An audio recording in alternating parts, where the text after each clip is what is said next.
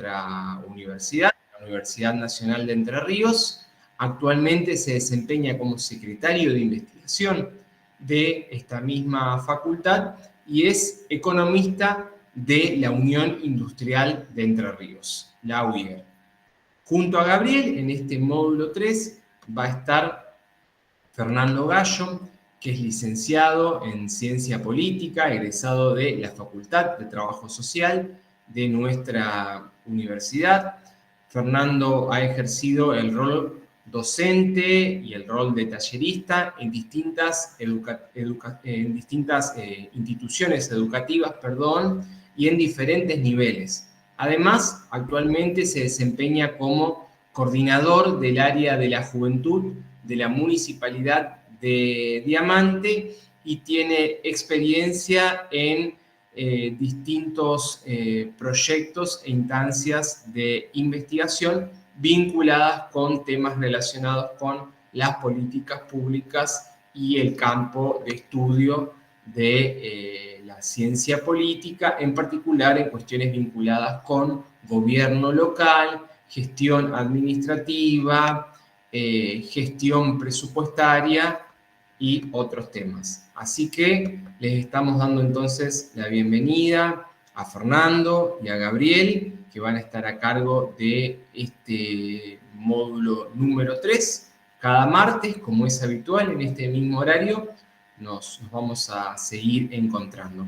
Yo les cedo la palabra a ellos dos para que también, puedan presentarse y comentar brevemente cuál es el contenido, cuáles son los contenidos que se van a desarrollar a lo largo de este módulo y también cuál es la propuesta y la expectativa de trabajo, ¿no?, que le van a plantear a ustedes, no solo en cuanto al seguimiento de las clases de los días martes, sino también en lo que tiene que ver con una propuesta de actividad que van a ir trabajando cada jueves en cada tutoría. Pero yo no abundo más en detalles, directamente le doy la palabra a ellos dos para que los puedan saludar y ya comenzar con la clase de hoy. Perfecto. Gracias, Maxi. Hola, Fer, ¿cómo estás? Un gusto saludarlos a todos, conocerlos. Espero que tengamos unas buenas clases, unos buenos encuentros. Bueno, muy buenas tardes para todos. Bueno, muchas gracias por la introducción. Y bueno, hola Gaby y a todos los participantes que se sumaron a la clase de hoy. Bueno, para mí es un placer poder acompañarlos en este trayecto. Y bueno, a disposición para lo que consideren y necesiten. No sé cómo seguimos. Si quieres empezar vos, Gaby. No sé, Maxi, cómo te parezca, como consideres. Como le parezca. Si les parece, vamos para adelante, sí. Perfecto. Esperen que sumo la actividad nomás, que me había faltado poner en el PowerPoint. Un segundo. Ajá. ¿Cómo andan? Estoy acomodando una cosita que me faltó poner la actividad. Pues... Por ahí, mientras terminás de acomodar, aprovecho para decir una cosa que me estaba olvidando, ¿no? Pedirles disculpas porque en algunos de los grupos de las tutorías tuvimos inconvenientes técnicos la semana pasada y habilitamos la sala de Meet con cierta demora posterior al horario habitual, que es el horario de las 15 horas. Así que bueno, simplemente pedir las disculpas en caso por esa situación y también llevarles tranquilidad a las personas que después no pudieron permanecer en la computadora o intentando ingresar en el teléfono, que eso lo vamos a tener en cuenta en lo que tiene que ver con la asistencia. Ya para este jueves eso lo vamos a tener, digamos, gestionado de forma tal de evitar que ese inconveniente se vuelva a suscitar. Ahora sí, Gabriel, Fernando, somos todo bien. Bueno, acá en teoría están viendo la presentación, ¿no? Bien, buenísimo.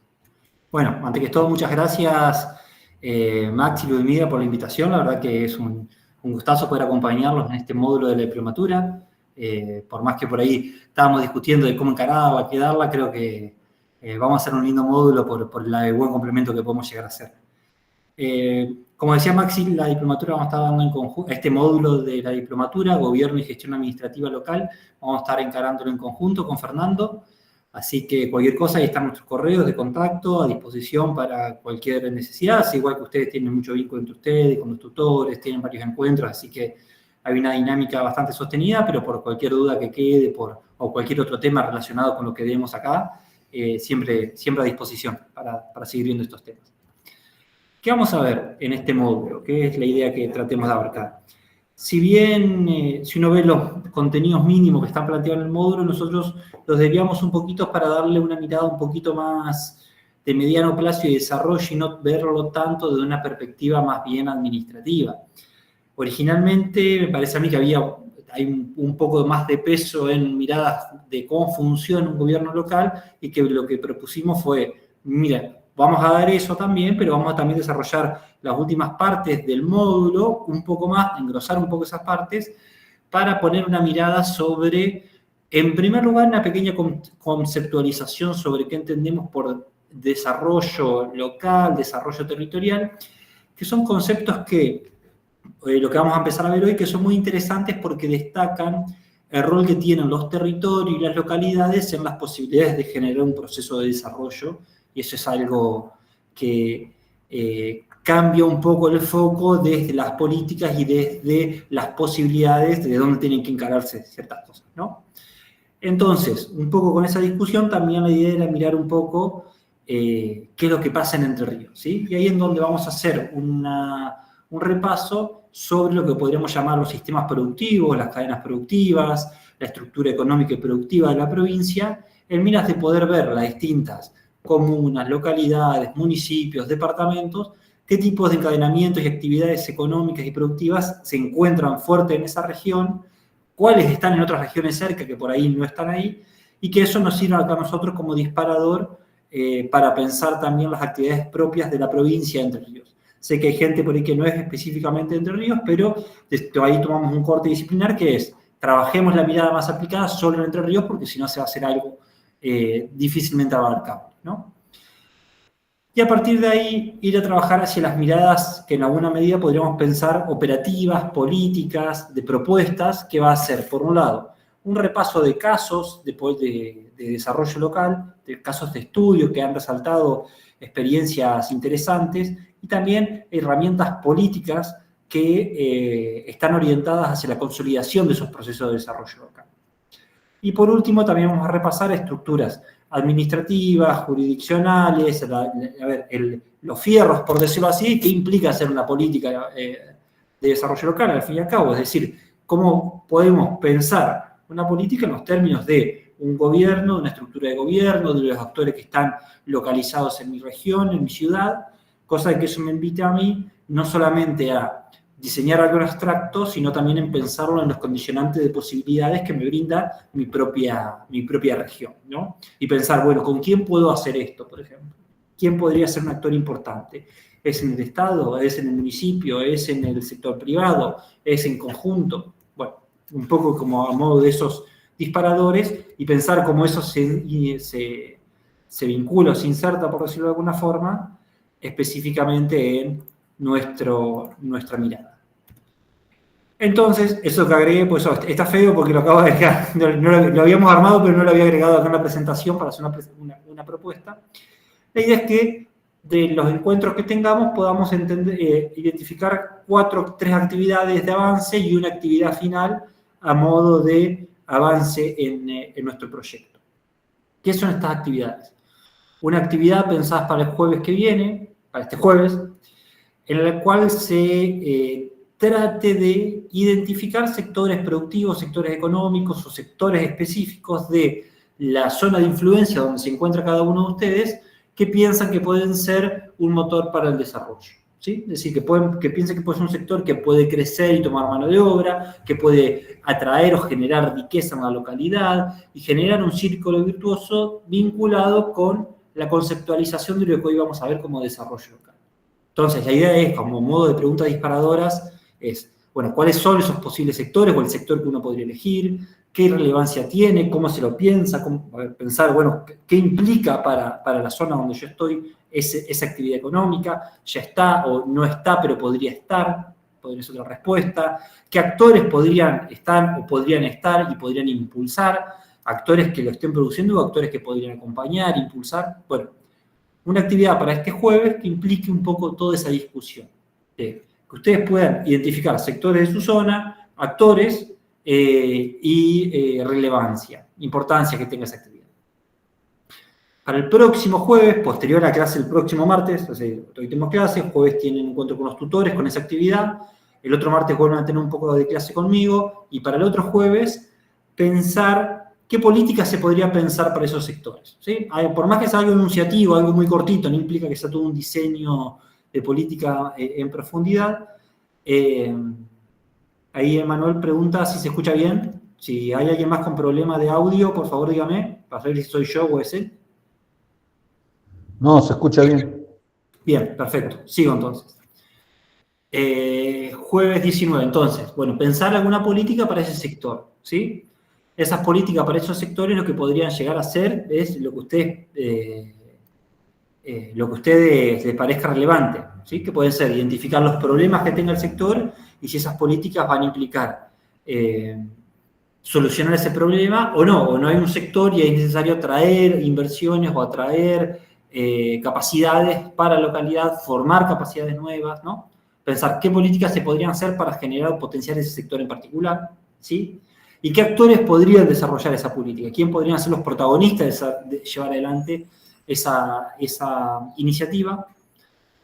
Para pensar una actividad 3, ya en el jueves 26, en donde la idea sea que ustedes a esas dos actividades anteriores le sumen un paso más, que serían cómo eso se puede operacionalizar en la estructura del gobierno local, o no del gobierno local, del circuito local, a la hora de poder desarrollarlo, ¿sí? Es decir, se va a desarrollar, por ejemplo, desde la comuna, desde el gobierno municipal, desde algún actor privado, una agencia de desarrollo, desde un parque industrial, desde alguna empresa, desde alguna institución sin fines de lucro, desde una universidad. Bueno, pensar qué actores podrían hacer esa estrategia, esa política, dependiendo de las características que tenga, ¿no? Bajo qué estructura, cuáles son los condicionantes locales que están establecidos ahí, ¿sí? Y quiénes podrían ser los responsables de desarrollarlo, ¿sí? Con algunas otras precisiones que impliquen esta idea de la operacionalización o el diseño específico que lo implique. ¿Para qué? Para fin de módulo, pensemos una actividad que la pueden hacer grupal, las cuales ustedes tengan que unir todas esas actividades anteriores, las cuales tengan que identificar un sector, identificar sus problemas, identificar los actores, identificar políticas, identificar estrategias de implementación y que puedan redactar una propuesta, algo corto, algo conciso, algo aplicable, concreto ahí en su región, pero que le implique específicamente poder atravesar las tres actividades anteriores, hilarlas y buscar sus puntos en común, ¿sí? Así que bueno, esa es la idea de las actividades prácticas que pensamos para los próximos jueves. También, si hay un momento en los martes, también podríamos encarar un poco esta discusión a partir de estos disparadores, pero que me parece a mí que estas actividades sintetizan un poco la mirada que le queremos dar a las actividades teóricas expositivas, por decirlo así, que vamos a estar desarrollando con Fer. Así que, bueno, mencionado eso, me gustaría avanzar ya hacia presentar los contenidos específicos del módulo, ¿sí? Si hay alguna duda muy, muy, muy concreta, pero siendo 162 no quiero abrir mucho el diálogo, discúlpenme. Prefiero que avancemos porque si 10% tiene preguntas, son 16 personas que nos va a llevar mucho tiempo responder. Bien. Perfecto. Entonces, avanzo un poquito más sobre esto. Y la primero van a ver que yo uso muchas diapositivas porque tenía muchas de estas armadas y no quería dejar ninguna fuera, así que algunas las voy a ir pasando. Ninguna de ellas es muy importante y nada contiene algo fundamental, cosa de que si la paso rápido se pierdan. E igualmente todas están a disposición de ustedes, así que olvídense de todo eso. Y todos los contenidos que están volcados en alguna de los elementos de la bibliografía que les compartí.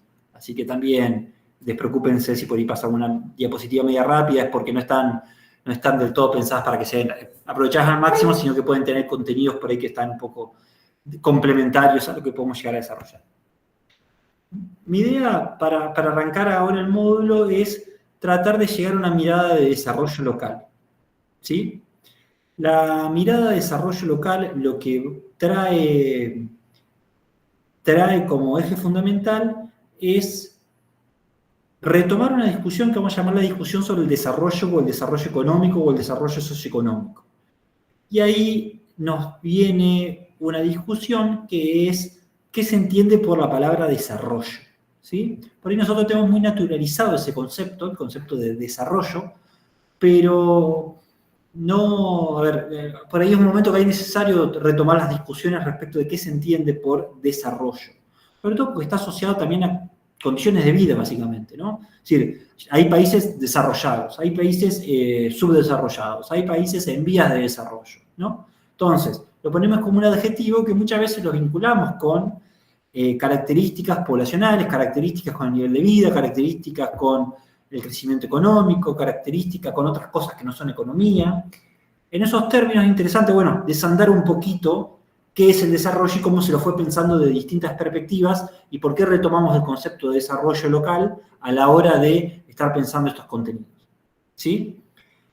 Entonces, todas estas preguntas que traigo acá sirven como ejercicio a modo de interpelarnos a nosotros. Bueno, ¿qué entendemos por desarrollo? ¿Qué lo relacionamos con esa palabra? ¿Sí? ¿Qué países o qué regiones pensamos que son desarrolladas frente a qué países o qué regiones, si quieren, qué localidad, qué departamento, pensamos que no es desarrollado? ¿Sí? ¿Cómo pensamos que eso se materializa, que eso se manifiesta? ¿Cómo pensamos que el desarrollo se manifiesta? Yo voy por un pueblo, lo veo y digo, ¿este pueblo está desarrollado o no es desarrollado? Digo, no, pensando en eso, ¿cuáles son los emergentes del desarrollo, ¿no? Entonces, en ese sentido, hay un primer mapa muy sencillo que retoma un concepto que después voy a presentar un poco más en profundidad, pero que es la idea del desarrollo humano. ¿Sí? Desarrollo humano. Le agrego un adjetivo que, bueno, el desarrollo lo entiendo desarrollo humano. ¿Y por qué hablo del desarrollo humano? Porque es un concepto bastante transversal, bastante establecido institucionalmente. Hoy un poquito se ha cambiado por el concepto de desarrollo sostenible, y cualquiera que ha tenido algún pasaje institucional probablemente ha escuchado de los ODS, de los Objetivos de Desarrollo Sostenible. De hecho, hace 2 días en el debate presidencial los mencionaron, los Objetivos del Desarrollo Sostenible, que antes eran los Objetivos del Desarrollo del Milenio, ¿no? Que son como un marco conceptual que...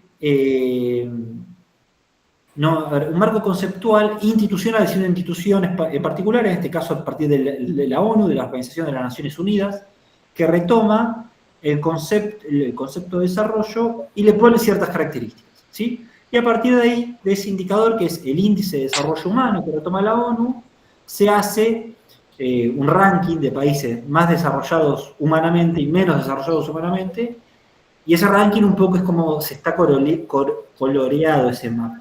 ¿Sí? Mientras más verde es un país más desarrollado, mientras menos verde es un país menos desarrollado. Y ahí rápidamente entra un concepto, una idea intuitiva nuevamente, que es que hay unas discusiones. Si yo me mudaría, ¿a qué país me mudaría? ¿A uno más bien que es más bien rojo o uno más bien que es más bien verde? ¿Sí? O la otra pregunta, no yo, porque yo ya tengo una trayectoria personal, ya tengo afecto y todo eso, pero imagínense, mis hijos, mis nietos, que yo mis bisnietos, les saco toda esta connotación cultural.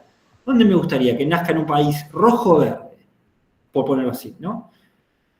Donde haya agua dulce, me plantean. A ver, intuitivamente a mí me invita esa idea de decir, bueno, ¿a dónde creo que hay algo mejor y dónde hay algo peor como país? Detesto la forma en que lo digo, pero vengo con esta idea intuitiva, ¿no? ¿A qué viene el índice de desarrollo humano específicamente? Es un índice que mide el progreso en distintas dimensiones, ¿sí? Que lo mide en base a, por un lado,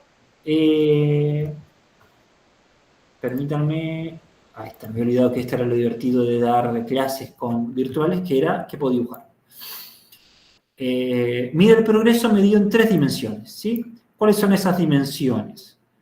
Disfrutar una vida larga y saludable, educada y un nivel de vida digno. ¿Qué son esas 3 dimensiones? Salud, educación y nivel de vida digno, ¿qué es? Economía, ¿sí? Entonces, básicamente el índice de desarrollo humano dice, yo entiendo que hay más desarrollo en donde hay más acceso a la salud, más acceso a la educación y más acceso al ingreso, a los bienes y servicios, al nivel de vida, ¿sí? Después, posteriormente, lo vincula específicamente con la desigualdad, lo va a vincular posteriormente con la sustentabilidad, y hay debates que exceden un poco toda esa dimensión. Pero esto nos invita a nosotros con un punto de llegada de cómo está resumido hoy institucionalmente la idea del desarrollo. Cuando digo institucionalmente digo la ONU, ¿no? Las Naciones Unidas, un órgano internacional que incorpora esa mirada como la mirada del desarrollo. Un montón de parcialidades, obviamente, pero es una mirada a retomar porque tiene alguna importancia sociopolítica, por lo menos. Entonces, ¿qué dimensiones tiene en cuenta esto? Tiene en cuenta la dimensión económica, la dimensión política, la dimensión social y la dimensión ambiental, ¿sí? Y en ese sentido, vamos a retomar un poquito y vamos a desandar todo esto que estamos planteando. Digo, bueno, si a nivel político internacionalmente está resumido de esa forma, ¿cómo surge esta discusión? Claro, porque eso es un punto de llegada, lo estamos planteando, pero ¿cómo surge la idea de discusión? En realidad, la idea del desarrollo económico viene a una discusión anterior que es las preguntas por el crecimiento económico. Que era la pregunta básicamente de por qué hay países, pongámoslo en términos de países, o regiones si quisieran, que producen más bienes y otras que producen cada vez más bienes y regiones que producen cada vez no menos bienes, pero la misma cantidad de bienes, ¿sí? Por decirlo de alguna forma, si yo fuera un productor agropecuario, ¿no? Y mi hijo también heredaría esa explotación, y mi nieto heredaría esa explotación, ¿harían las cosas de la misma forma? ¿Producían lo mismo que estaba produciendo yo? ¿O producirían más? ¿Sí? ¿Ganarían lo mismo que gano yo? Mi nieto, mi bisnieto, mi nieta, mi bisnieta. ¿Ganarían lo mismo o ganarían más? Tendrían más ingresos, producirían más bienes, ¿no? Entonces esa es la discusión. ¿Por qué un país pasan 10 años, 20 años y está estancado en términos de su producción? No aumenta su producción. Cuando digo no aumenta su producción, no lo pienso en los términos solamente productivos, lo pienso como la otra cara de la moneda, que es el ingreso y los bienes disponibles que tiene esa población, ¿sí? Porque que yo produzca más bienes no implica solamente un bienestar individual, sino también hay una idea de bienestar colectivo cuando se conjuga también con otros indicadores como desigualdad, redistribución, etc. Entonces, esa discusión es la que viene a cuenta, que venía un poco con, si quisiéramos, principios del siglo XX, Primera Guerra Mundial, crisis de 1929, cuando hay un colapso fuerte, pero que en realidad son discusiones que son un poquito anteriores, que surgen, podríamos llamarlo, con la modernidad. La modernidad, vamos a tratar de no meternos en debates al cohete, pero viene la época en donde básicamente el hombre empieza a pensar que el pensar racional es mejor que el pensar de otra forma. Es decir, que la razón es lo que justifica mis acciones y lo que yo hago racionalmente es mejor de lo que no se hace racionalmente, ¿no? Por dar un ejemplo muy sonso.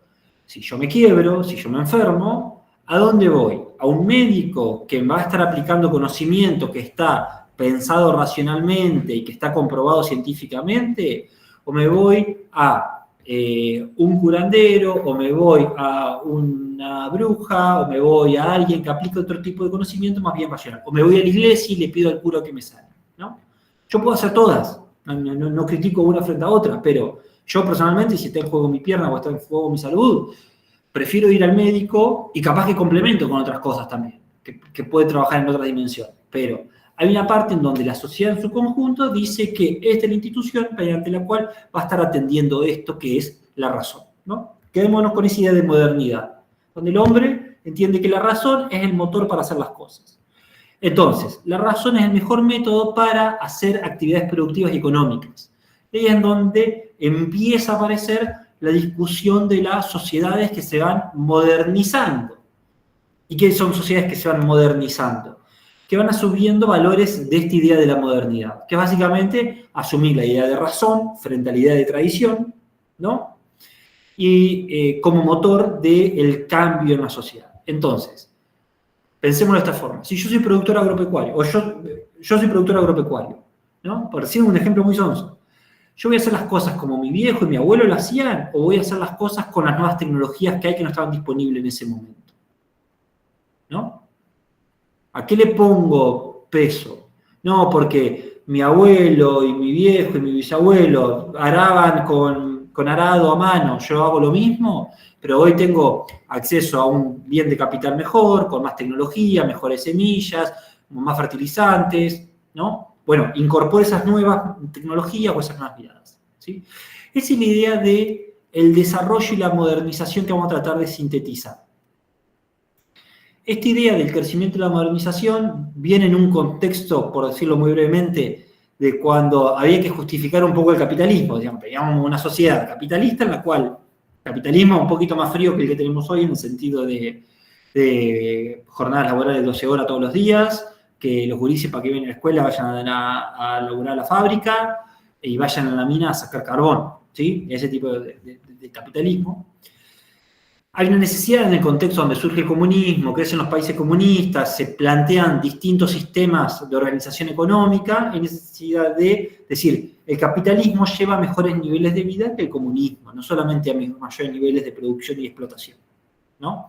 Entonces ahí se pone en debate de por qué es mejor expandir el capitalismo, por qué es mejor que haya crecimiento, y viene la discusión de, bueno, hay formas de que los países crezcan productivamente y que en ese crecer productivamente desarrollen mejores sociedades.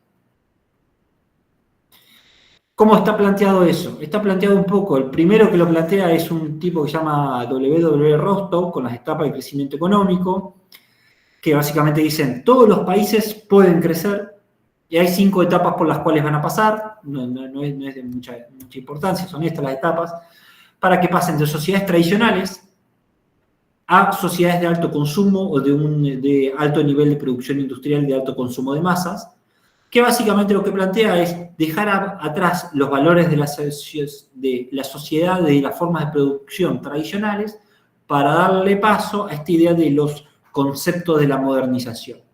¿Qué estaba discutiendo Rostow?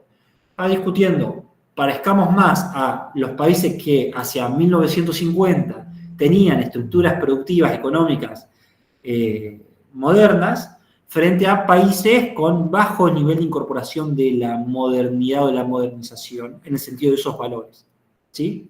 Es decir, que en un país va a ser más moderno en la medida en que sus productores agropecuarios, como decíamos recién, piensen más en los términos de qué tecnología nueva puedo aplicar y no menos en voy a hacer lo que hacía mi tatarabuelo porque lo hacía de esa forma, o voy a hacer técnicas no racionales. Por ejemplo, voy a rezar para que llueva, voy a hacer el baile de la lluvia.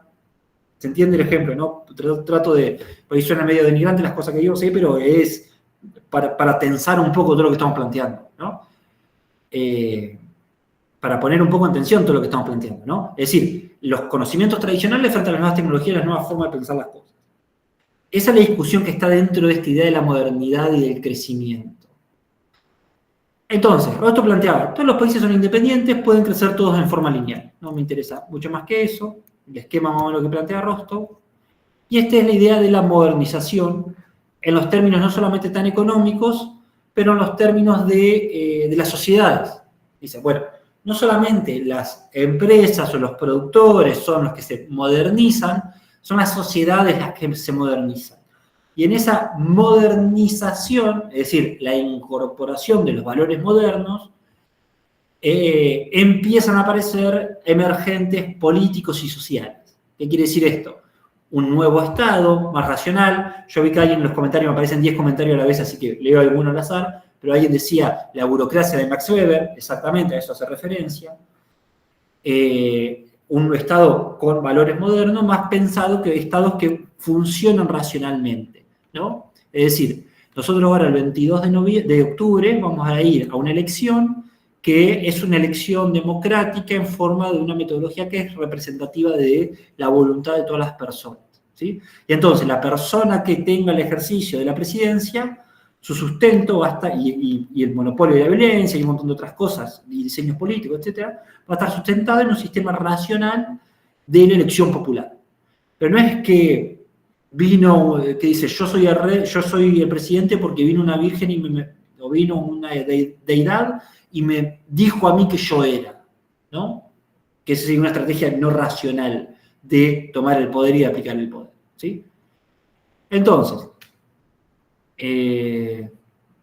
aquí lo que aparecen es, bueno, no solamente se modernizan la producción, las empresas y los productores, sino que se modernizan las sociedades. Y en ese modernizarse las sociedades, ¿quiénes se modernizan? Se moderniza el Estado, pero también se modernizan los sectores de poder, por decirlo así, las élites, ¿no? Es una discusión histórica en Argentina. En la medida en que las élites, sobre todo agropecuarias, tradicionales, de 1800, no se modernizaban al ritmo por ahí que requerían, por tener una renta diferencial, hacían que haya un retraso relativo o una dificultad de crecer en los términos de incorporación de tecnología que se vio históricamente en otros momentos del país. Y que esta idea de modernización viene de la mano con un tipo ideal de país que planteaba la teoría de la modernización, ¿sí? Si alguien sabe sobre teoría de la dependencia, teoría de la modernización, crecimiento económico, sepan que esto es un resumen de Villiquen muy cortito. Son debates muchísimo más complejos, pero que vienen a la colación a lo que queremos trabajar solamente. En una hora. Entonces, idealmente, ¿en qué pensamos cuando pensamos en la modernización? Pensamos en países que tengan una diversificación productiva, es decir, que produzcan varias cosas y no que produzcan un único bien, que tengan alta productividad, que tengan distribución más igualitaria y que estén menos dependientes del sector primario y más bien que hayan generado otros sectores que no sean solamente el primario. Y políticamente eso se ve en una organización racional del Estado, en tener la capacidad de generar cambios estructurales dentro de la economía, el sector productivo y la sociedad, y que haya alta participación política de todos los sectores de la sociedad.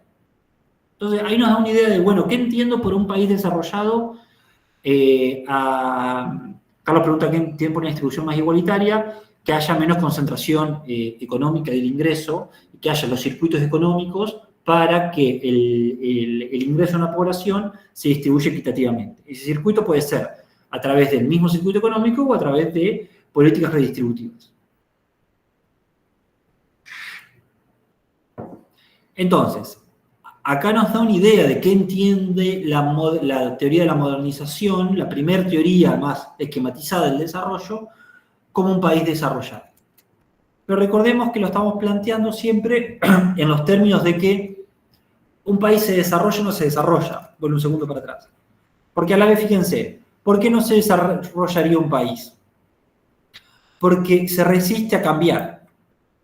Se resiste a incorporar la modernidad. Eso sería la idea del subdesarrollo, ¿no? Ahora, esto lo podemos plantear en los términos de la década del 50, pongámosle, Guerra Fría, post-Segunda Guerra Mundial. Claramente hacia los 60-70 aparece una discusión muy clara que es de los países que antes llamaban no desarrollados, o en etapas de desarrollo, o en vías de desarrollo, es decir, estoy transitando las primeras etapas para desarrollarme, y lo plantean en los términos de esto no es tan independiente como lo estás planteando. Que haya países desarrollados es, pongámoslo de esta forma, una cara de la moneda, que la otra cara de la moneda es, hay países que no se pueden desarrollar. ¿Por qué? Porque plantea que el desarrollo es al fin y al cabo una transferencia de riqueza y de ingresos de unos países a otros. Es decir, el bienestar de los países desarrollados se da a costa de otros países que no se logran desarrollar a través de precios diferenciales o de extracción de recursos de unos países a otros. ¿Sí? Esa es la principal crítica que se hace en ese momento. Que se hace a través de una mirada histórica. Se lo ve que en los términos históricos nunca fue tan lineal el desarrollo, y muchas veces el desarrollo se da a partir de explotación, colonización, conquista, o se da a través de el apoyo externo muy fuerte con estrategias geopolíticas, ¿sí? No es lo mismo pensar cómo se desarrolla Inglaterra, cómo se desarrolla Estados Unidos, que cómo se desarrolla Corea del Sur en contraposición a Corea del Norte y toda la región, con un fuerte auge comunista. Entonces, ahí aparecen dos corrientes muy fuertes, que una es las teorías del imperialismo, más marxistas, más vinculadas con Marx, y otras son las teorías del estructuralismo latinoamericano, más vinculada con lo que vamos a llamar la CEPAL, ¿sí? Un organismo de la Organización de las Naciones Unidas que se dedicó a pensar la economía de Latinoamérica y el Caribe. Brevemente, ¿qué planteaban?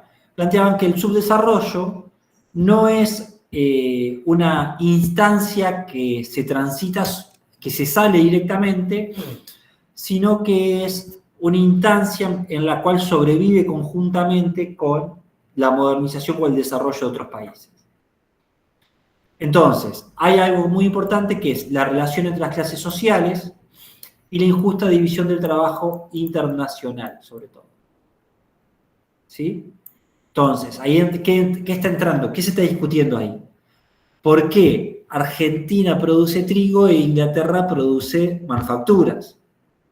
¿Por qué Brasil produce café y Estados Unidos produce autos? ¿Sí?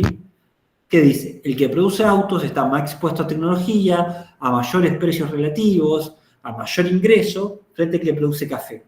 Y a medida que pasa el tiempo, los precios relativos son a favor de los bienes más industrializados. Y esos bienes industrializados también están más expuestos a innovaciones y a mejor forma de hacer las cosas. Entonces, lo que se está planteando ahí es, bueno, hay una discusión muy importante que es la división internacional del trabajo. Que lo que plantea es, si vos sos desarrollado o subdesarrollado, depende mucho de tu capacidad que tengas para posicionarte en otra instancia de la división del trabajo, es decir, a producir otras cosas. Vamos a escribir un poquito, otras cosas. ¿No? Entonces, acá es donde viene la interacción entre grupos y clases sociales. ¿Por qué? ¿Qué está en discusión? Yo puedo producir bienes que tengan la capacidad de tener empleos estables, buenos empleos, bien remunerados, o necesito mantener mi actividad económica a costa de malos trabajos inestables y mal remunerados en condiciones de explotación. Porque eso me da mi discusión de la capacidad que yo tengo de acumulación para adentro y de mejorar las condiciones de vida. Entonces, ¿qué resalta? Que no es un momento histórico, ¿sí? Es un momento constante, es un momento actual. Es parte del proceso. Entonces son estructuras parciales, el desarrollo y su desarrollo, que forman un sistema único. ¿Y cómo se manifiesta eso? En lo que se llaman estructuras productivas desequilibradas. También otro concepto que suele aparecer mucho, sobre todo en Argentina, vinculado con un autor llamado, no me acuerdo, ingeniero, Diaman, Marcelo Diaman, que habla del péndulo argentino, de las estructuras productivas desequilibradas, muy interesante, la idea del péndulo argentino, si a alguien le interesa un poco estos debates políticos, habla de esta idea de que se vota a la izquierda, a la derecha, o a progresismo y no progresismo, a costa de mejorar las condiciones de vida. Cuando se mejora la condición de vida se pasa. Bueno, lean, tienen mucha vigencia los textos de Diaman, son muy interesantes. Pero ¿qué viene con? ¿Qué viene la idea de la estructura productiva desequilibrada como herramienta de países subdesarrollados? Dice, Claudia, el autor se llama Marcelo Diaman. El libro no es un artículo muy muy famoso, así que si buscan Marcelo Diamant va a ser el primero que le va a aparecer probablemente. Y que se debe llamar el péndulo de Argentina o algo así.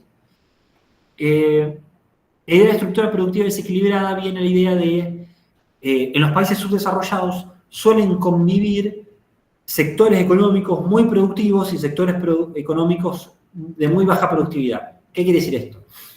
Que, por ejemplo, en Argentina uno tiene el sector agropecuario que produce con la vanguardia internacional, es decir, está produciendo con la última semilla, con un gran contenido de tecnología incorporado, con el último fertilizante, con las últimas maquinarias, pero al lado de ese campo hay un productor, pongámosle un ejemplo, no creo que sea el caso, pero me viene el ejemplo, un productor porcino que tiene una granja de subsistencia y que tiene 3 madres, 3 chanchos y con eso sobrevive. Y al lado hay un pequeño taller metalmecánico que produce chapas para techo, ¿sí? Estructuras, produce de muy baja productividad, ¿no? Entonces, esa idea de estructuras productivas desequilibradas, que hay sectores muy tecnologizados y hay sectores de muy baja productividad. La idea es, uno lo que tiene que ir es aumentar la productividad de los sectores que están rezagados o los sectores que no puede producir ese país, dejarlos de lado. Ay, disculpe. Bien. Entonces, esa es la primera gran discusión que se da en torno al desarrollo socioeconómico.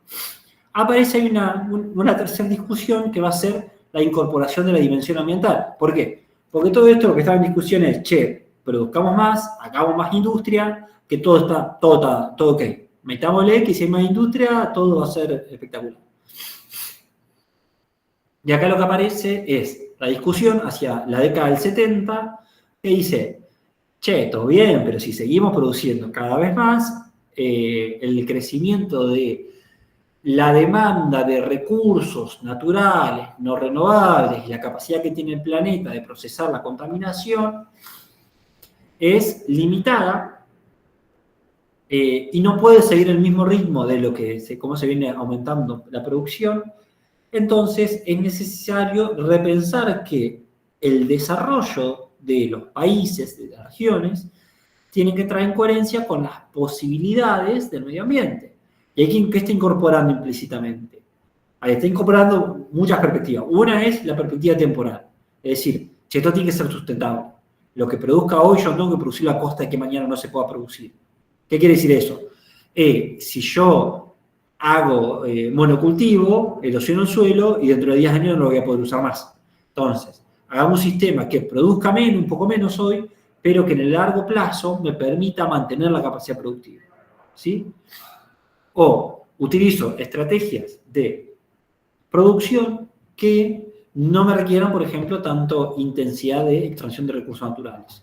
O la matriz energética no la concentremos en petróleo y en carbón, sino que pensemos en nuevas estrategias de producción de energía. ¿Sí? Ahí aparecen hacia los 70 conceptos como el ecodesarrollo, el desarrollo sostenido, el desarrollo sustentable, que algunos todavía se están retomando con esta perspectiva de la sostenibilidad. Esa es la mirada más de sostenibilidad. Hay otras miradas que más bien ponen el foco en los derechos de la naturaleza y el rol del ser humano en la Tierra, ¿no? Es decir, esto parte de ¿cómo sería? El etnocentrismo, donde planteamos al ser humano como el centro de la Tierra, que tiene la potestad de explotar de recursos naturales, ¿no? La discusión es esa dimensión. ¿El ser humano tiene la potestad para explotar recursos naturales o no la tiene? ¿No? Bueno, esa es otra teoría ambientalista del desarrollo. ¿Sí? Entonces, acá hay algunas de las definiciones que más se destacan en ese sentido. Desarrollo sostenido, desarrollo sostenible, que básicamente el desarrollo sostenible, que es lo que se destaca mucho hoy en día, es desarrollo que satisface necesidades de la generación presente sin comprometer la capacidad de generaciones futuras. ¿Sí? Es decir, sostenible en la medida en que yo no me estoy comiendo el futuro, no me estoy comiendo los ahorros, por decirlo así, o no estoy matando la gallina y los huevos de oro, por decirlo de alguna forma. Estoy manteniendo mi capacidad de producir específicamente.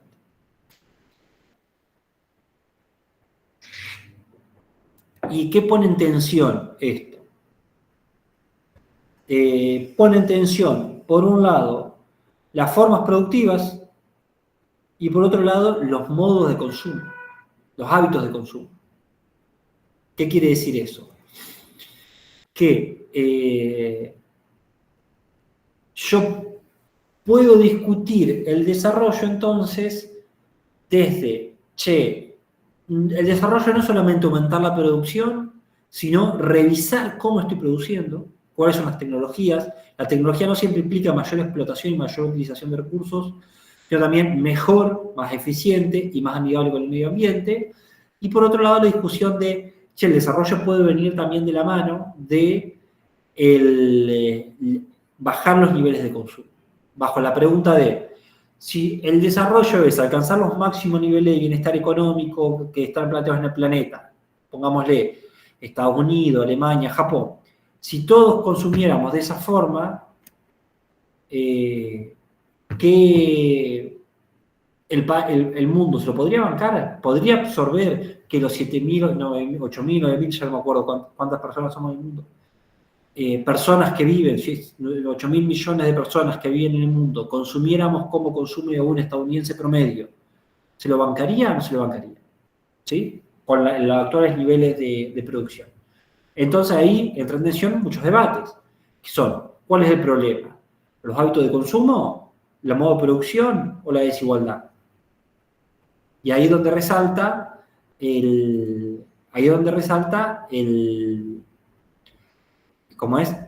la dimensión de la desigualdad y del subdesarrollo. ¿Sí? Es decir, de cómo algunos países pueden consumir de más porque otros consumen de menos, por decirlo así. Y posterior a esa dimensión de, dijimos, mayor producción, coherencia con la sustentabilidad y el medio ambiente, la otra cara que se incorpora hacia los 80 y los 90 es, bueno, pero ¿eso está generando el impacto al fin y al cabo que queremos tener? ¿Cuál es ese impacto? Las mejoras en las condiciones de vida de la población. Entonces, ¿a qué viene eso? A decir, el desarrollo es desarrollo en la medida en que mejora las condiciones de las personas y de los humanos que viven en esa sociedad. Y no es solamente desarrollo porque se produce más. Un país no es más desarrollado solamente porque produce más, sino es más desarrollado porque mejora las condiciones de vida de la población. Y es encarado por distintas miradas. Una es el de las necesidades básicas y otro el desarrollo a escala humana. Entonces, proporciona medios de vida para vivir una vida plena. Y ahí es donde aparecen otras dimensiones. ¿Qué implica una vida plena? Y que haya acceso a la educación y a la salud. Más allá de productividad laboral, privación de masas, ¿no? Entonces, además de poner el lomo todo el día, ¿se pueden hacer otras cosas? El concepto de necesidad básica insatisfecha aparece hacia 1976 con una idea de objetivos, por decirlo así, pensado en los términos de objetivos que podrían trazarse para la población. Y la idea de necesidad básica insatisfecha plantea como propuestas si el crecimiento satisface las necesidades básicas insatisfechas o si es necesario vincularlo con políticas sociales y de redistribución. Y ahí aparece algo que es el Estado, no como eje transformador del sector productivo, sino como Estado que repiensa la distribución del ingreso cuando el mercado no alcanza una distribución del ingreso que es acorde con esas necesidades. ¿Sí? ¿Por qué? Porque la post-Segunda Guerra Mundial, desde los 50 hasta los 70, se dan ahí unos 30 años que se caracterizan por ser un crecimiento capitalista industrial muy benévolo en los términos del bienestar de la población. Pero que eso entra en tensión a mediados de los 70 con la crisis del petróleo y el deterioro de esos capitalismos industriales y el auge de un capitalismo más bien financieros que concentran mucho más la riqueza y que ponen mayores condiciones de explotación de las sociedades. Y además también invita a repensar en los países en donde están fuertemente rezagados, pero tienen procesos de crecimiento muy expansivos muy rápidos, ¿no? Que muchas veces se ven en condiciones de muchas fábricas que se instalan, mucho trabajo industrial, mucha producción industrial, pero con salarios paupérrimos, con malas condiciones de vida, que también invitan a pensar, che, ¿eso es desarrollo o no es desarrollo? Y hacia los 90 se sintetiza en torno a la idea del neoliberalismo como propuesta de desarrollo, que entra en discusión en los términos de el desarrollo tiene que ser una causal natural de las acciones individuales, egoístas de las personas en el mercado, que es el mecanismo orgánico que va a tener la sociedad capitalista para generar un desarrollo. Y eso se da a través de una mínima intervención del Estado en el funcionamiento de la economía, y es el mismo circuito económico el que impulsa el desarrollo hasta el cual es capaz de llegar esa sociedad, ¿sí? La mirada pro mercado, en contra de la intervención del Estado, en contra de la recaudación, en contra del déficit. No sé si les suena toda esta discusión. Que esa es la postura del FMI y el Banco Mundial en los 90. Es decir, van a tener desarrollo en la medida en que permitan que las instituciones capitalistas avancen sobre sus economías y dejen que el Estado sea el actor principal en los procesos de desarrollo. Con la mirada de se ajusta la economía y ese ajuste va a liberar las fuerzas productivas y llevarlo al desarrollo.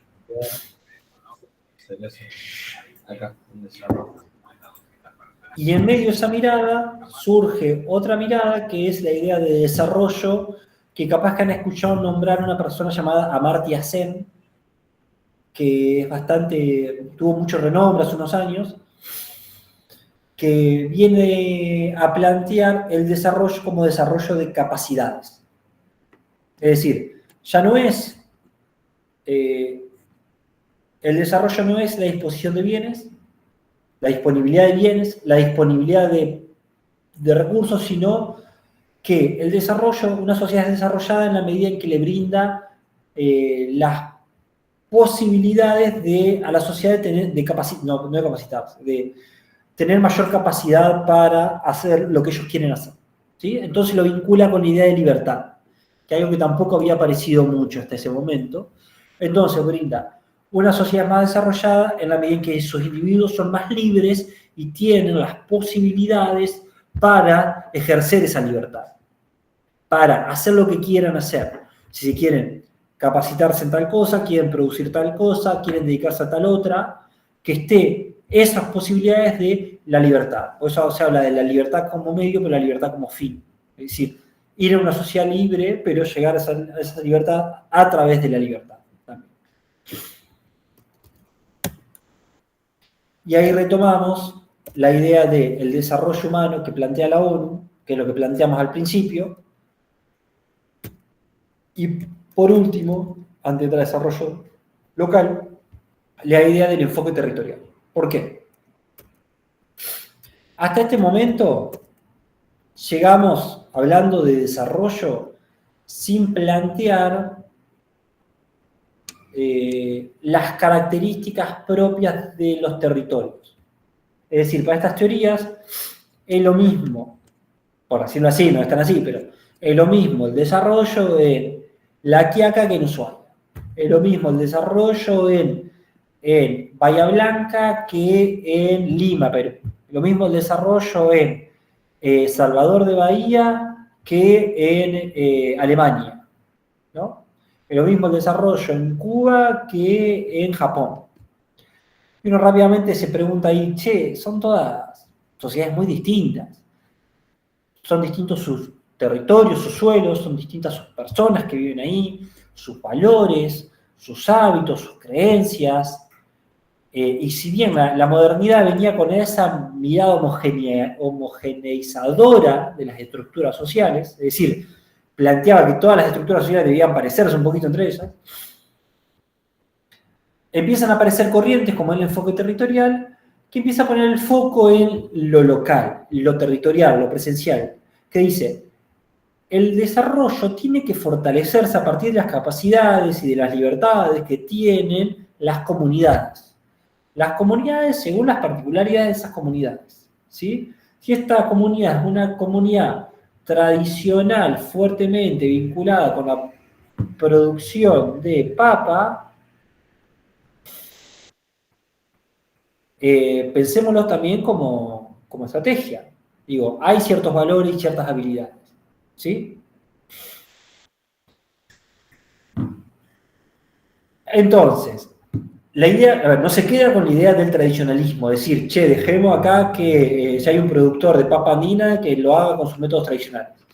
Viene la idea de decir, cómo esto puede generar, potenciar lo que está localmente, retomar esos valores y potenciarlos y tomarlos como eje articulador de un proceso de desarrollo. No pensar que donde hay un productor de papa andina le voy a poner una planta extractora de petróleo, porque sí, ¿sí? Por más que esté atentando contra la comunidad local, sus rituales, sus valores y sus creencias. Entonces, pongo ahí para que haya todos trabajadores petroleros y que ya no haya más pescadores artesanales en el río, ¿no? Entonces, ahí hay ese debate en torno a lo local, la voluntad de lo local y el desarrollo y las mejores condiciones de vida en base a las potencialidades locales, y no solamente esas miradas de arriba hacia abajo que llegan al territorio para desarrollar. Bien. Todo esto para introducir a qué entendíamos por desarrollo. Ahora lo que vamos a poner el foco un poquito más es en qué entendemos por desarrollo local específicamente, que también es una corriente de fines de los 90, mediados de los 90, que viene a poner el foco un poco en esto de lo local.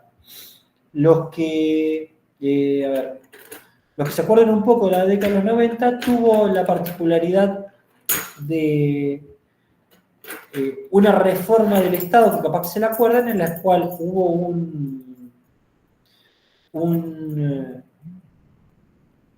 ¿cómo decirlo?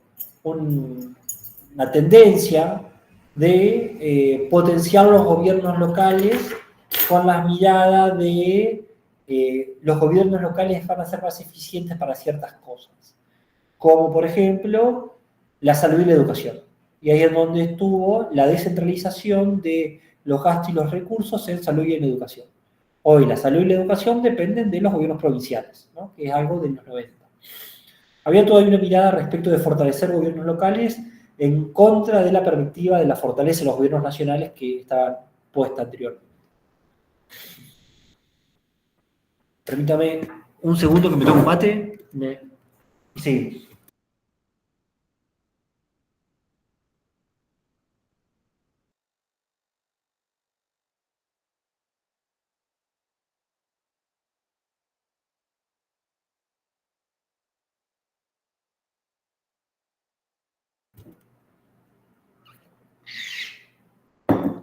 Bien. Entonces,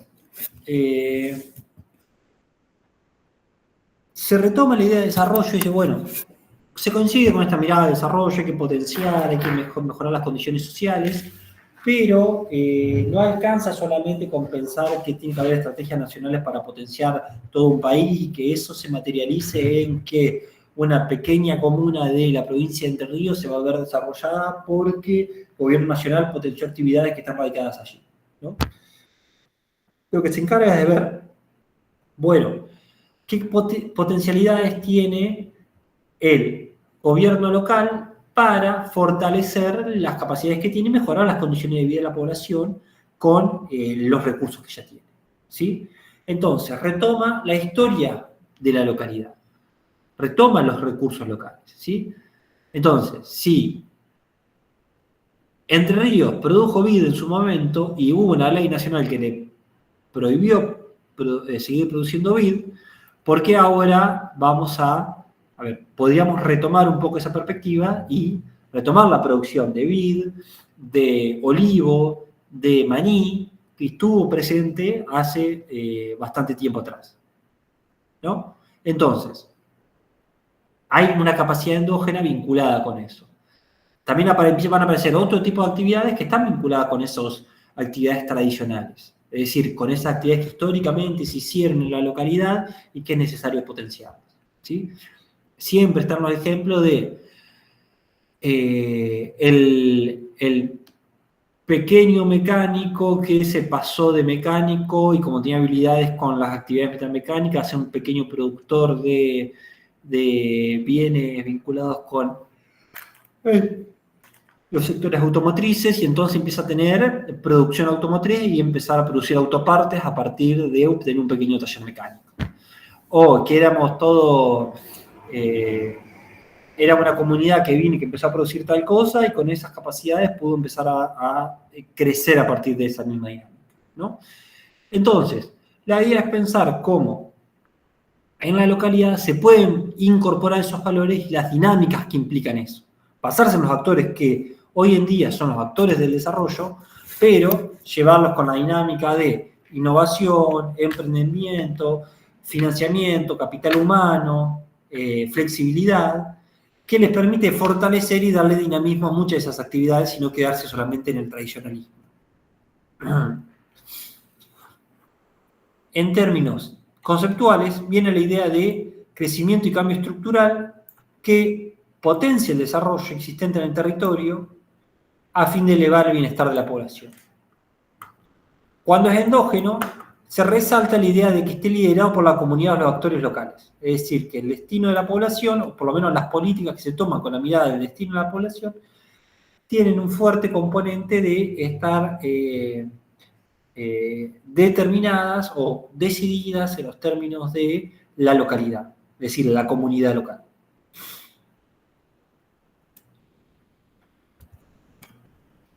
¿Cuál es la hipótesis que está detrás de esto? La localidad y los territorios tienen recursos y capacidades no explotadas que los mejores que conocen eso son la propia localidad, la propia comunidad. La propia comunidad es la que conoce mejor sus potencialidades, sus capacidades y las herramientas para llevarlas a cabo. Y le brinda la flexibilidad a la política de desarrollo para adaptarlo a los distintos territorios. ¿Qué empieza a aparecer como aspectos diferenciadores? Empieza a aparecer el territorio como un aspecto diferenciador que tiene que ver con la especificidad y con la identidad. ¿Sí? Si yo digo, pongamos un ejemplo, cualquier comuna, digamos, Crespo. Crespo tiene una identidad de tal actividad productiva. Si quieren la decimos, ¿no? Tiene una fuerte identidad avícola, por decirlo así. Si no me creen a mí, vayan a Crespo y tienen un pollo en la entrada de Crespo. ¿Sí? Esto está grabando, me van a matar. Y en muchas comunidades tienen así una identidad muy fuerte. Que tienen que ver muchas veces con lo político, con lo productivo, y esa identidad sirve muchas veces como motor y la conoce específicamente la propia localidad. Entonces es importante tener instituciones que fortalezcan y motiven y potencien, esa identidad y esas capacidades. Entonces yo sé que la comunidad tiene muchas fortalezas y capacidades en entornos avícolas. En cambio, si viene el gobierno nacional y dice voy a potenciar el desarrollo local de Crespo a través de inversiones chinas en granjas porcinas, la discusión que hubo 2 años atrás creo, no en Crespo precisamente, pero están las famosas inversiones porcinas, ahí la comunidad puede entrar en conflicto y decir, che, yo quiero tener esta actividad acá o no la quiero tener, yo quiero fortalecerme con esa actividad, tiene que ver con lo que yo hago, no tiene que ver con lo que yo hago. Entonces, la visión viene de abajo hacia arriba, es decir, el desarrollo potenciado y fortalecido por los actores locales. Y empieza a dimensionarse a través de una cierta organización de la producción, una cierta estrategia de aprendizaje e innovación, determinado mercado de trabajo y una cultura y sociedad muy específica. Es decir, esta idea de desarrollo local tiene que poner el foco en todas estas dimensiones, en el foco de, bueno, ¿y cómo se organiza la producción en esta localidad? ¿Es igual a cómo se organiza en aquella otra? ¿No? ¿O es distinto? ¿Cómo se innova? ¿Se incorpora tecnología o no se incorpora tecnología? Si yo tengo un problema tecnológico, ¿a quién llamo? ¿Llamo a una empresa? ¿Llamo a una universidad? ¿Llamo a un taller mecánico? llamo a Juan Carlos, un jubilado que hace 50 años viene haciendo esto y lo sabe hacer muy bien. El mercado de trabajo. ¿Hay empleo o no hay empleo? ¿Hay desempleo? ¿Qué educación tienen las personas que buscan trabajo? ¿Qué habilidades tienen las personas que están disponibles para trabajar en la comunidad? ¿Sí? Cultura y sociedad. ¿Qué valores tiene la sociedad respecto de ciertas actividades económicas y productivas? ¿Sí? ¿Qué quiere decir esto? Que la sociedad se banca que haya, por ejemplo, un frigorífico cercano a la localidad que tiene disposición de ciertos efluentes, ¿o no? Se banca que pongamos un ejemplo muy sencillo, una pastera, ¿no? Tomando esta idea de Gualeguaychú y Fray Bentos. Hay ciertos valores en la sociedad que se van a ir produciendo, ¿no? Y claro, como bien menciona Roberto ahí, y muchas veces esas actividades empiezan a entrar en tensión. Si yo tengo una localidad que es turística y productiva a la vez, muchas veces va a entrar en tensión esas dos cosas. Si yo quiero abrir un puerto, un ejemplo muy sonso, quiero abrir el puerto de Concordia, bueno, el puerto de Concordia lo utilizan para tener, por eso los galpones, como el puerto de Paraná, más bien para fines recreativos, para el desarrollo inmobiliario.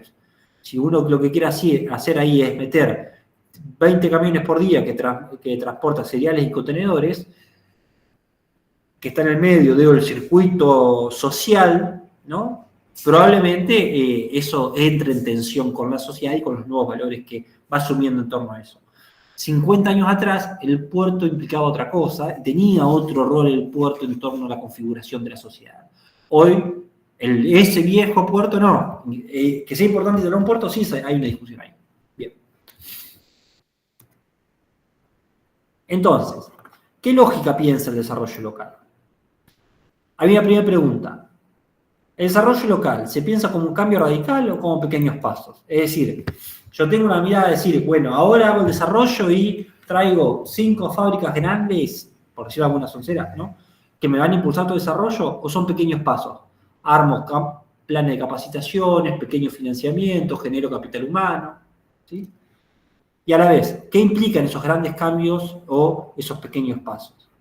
Pueden ser generar infraestructura, puede ser capital social, puede ser dimensiones cualitativas propias de esos procesos, es decir, generar el consenso social para que haya una actividad, puede ser muchas veces generar esos aspectos cualitativos. Por otro lado, ¿qué organizaciones van a estar involucradas en esa lógica del desarrollo local? Y acá ganan pesos muy fuertes los que se llaman muchas veces las agencias de desarrollo local. Que son agencias que lo que buscan es potenciar actividades económicas, actividades productivas, de distintas formas. Puede ser a través de organizando y capacitando, organizando capacitaciones, siendo interlocutor para las necesidades y las demandas que tengan los desarrollos, los sectores productivos, siendo como interlocutor con la sociedad, ¿no? La agencia de desarrollo se vinculan como instituciones que lo que buscan es eso, de fortalecer el desarrollo local a través de tener una agenda de trabajo orientada en esa línea. Y por otro lado, las dos cosas que ya mencionamos. El desarrollo local resalta las especificidades territoriales, es decir, viene la idea de decir, tengo una estrategia de desarrollo adaptada a mis especificidades territoriales, y por otro lado, la descentralización del Estado. ¿Qué quiere decir? Prefiero el desarrollo local porque implica un Estado más descentralizado y por lo tanto más cercano a la comunidad, ¿no? Ahora, ¿qué limitantes encuentra el desarrollo local? Marcos legales que no son tales, es decir, muchas de las cosas que uno piensa que son desarrollo local no dependen de gobiernos locales, que hay una reducida autonomía en esos términos, ¿sí? Las capacidades que tiene una comuna muchas veces es gestionar frente a la provincia y nación. No es, si una comuna que hace un parque industrial probablemente tenga mucha dificultad y la primera es el terreno y el segundo es el financiamiento. Reducida autonomía, que sería algo parecido. Los recursos humanos también muchas veces están desligados con estas necesidades. La necesidad de contar con una masa crítica, la coordinación entre los actores, y bueno, y lo que se llama recién, el poder entre los niveles administrativos, ¿no? Entonces, a este modo, lo que a mí me interesaba es traer una mirada del desarrollo local, es decir, del concepto de desarrollo local. ¿Qué se entiende por desarrollo local a la hora de definirlo y que entra en tensión con qué se entiende por desarrollo? ¿Sí? Se entiende por desarrollo lo que mencionábamos antes, cómo se configura y cómo entra, cómo aparece la mirada del desarrollo local. Ahora, lo que yo quería traer a colación es una presentación sobre la provincia de Entre Ríos para mirar un poco sus estructuras económicas a grandes rasgos y una mirada de algunos de actores que son importantes, ¿sí? Lo que vamos a presentar ahora es algunos indicadores económicos y productivos, lo más regionalizado que podemos, es decir, tratando de especificarlos territorialmente donde se encuentran, pero siempre son miradas parciales e incompletas sobre tanto los territorios como las actividades económicas, ¿no? Y se hace una primera aproximación desde la mirada productiva industrial para después pensar incorporar otras miradas, ¿sí?